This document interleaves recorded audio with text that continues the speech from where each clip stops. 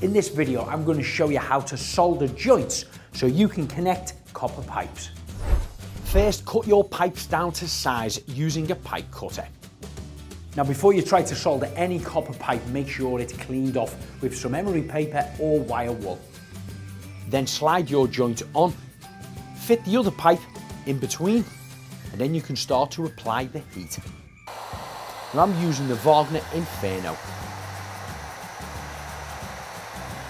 This normally only takes a couple of minutes. Now, the joint that I'm using already has the solder within it. I find these easier to use. There are, of course, other joints on the market. And these joints that I'm soldering aren't to hold any water in. I'm just creating a closed rail out of copper piping for my coats. So that's how easy it is to cut, piece together and solder your pipe work. Don't forget to like and subscribe and leave us a comment too.